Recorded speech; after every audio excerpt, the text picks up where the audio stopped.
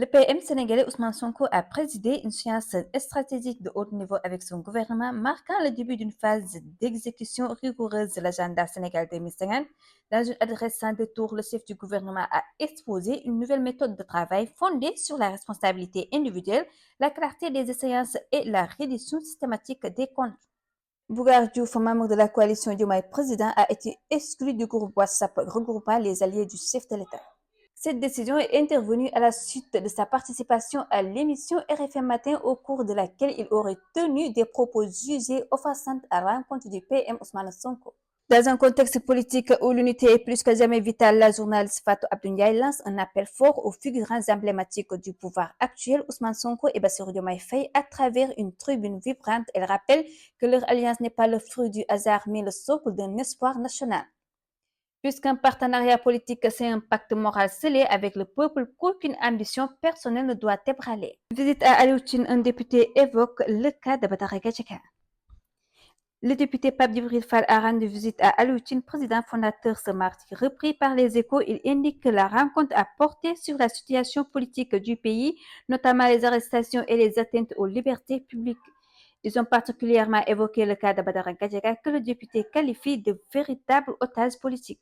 Le Collège des juges d'instruction du pôle judiciaire financier a pour la troisième fois rejeté la demande de mise en liberté provisoire de la Diop, ancien directeur général de la Loterie nationale sénégalaise, l'ONAS, inculpé pour détournement des deniers publics.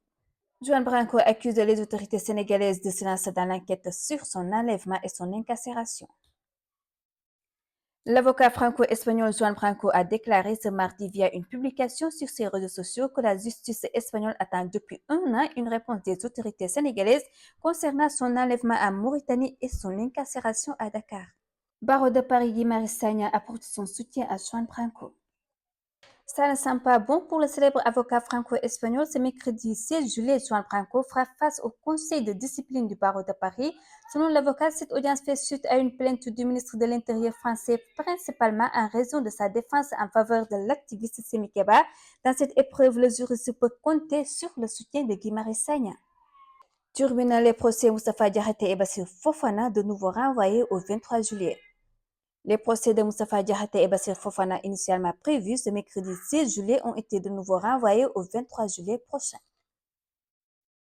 Moustapha Diakhaté et Bassirou Fofana vont prolonger leur séjour carcéral après juste que Maître El Hadji Diouf a senti l'opposition du parquet avant que même le substitut du procureur termine sa plaidoirie. Moussa Seck au tribunal, 8,8 millions de francs CFA au cœur d'un scandale Covid-19.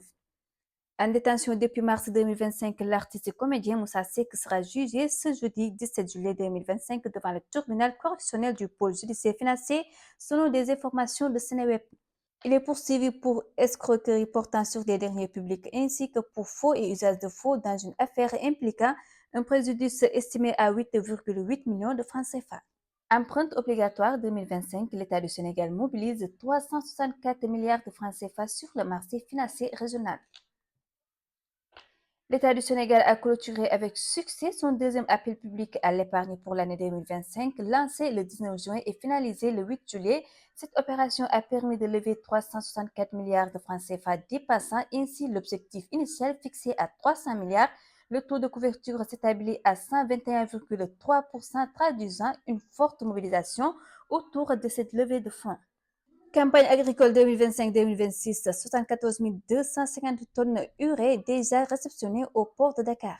Dans le cadre de sa stratégie de souveraineté alimentaire, le Sénégal a franchi une nouvelle étape hier mardi 15 juillet 2025 avec la réception d'un troisième navire transportant 26 250 tonnes urée perlée au port autonome de Dakar. Le produit intérieur brut PIB réel du Sénégal en baisse au premier trimestre 2025. Touba, un accident de la route a fait un mort et 19 blessés, dont 7 dans un état grave. Un accident de la circulation impliquant deux véhicules de transport en commun a fait un mort et 19 blessés, dont 7 dans un état grave. Le drame est survenu ce mardi vers 19 h au quartier Nyaripene de Touba.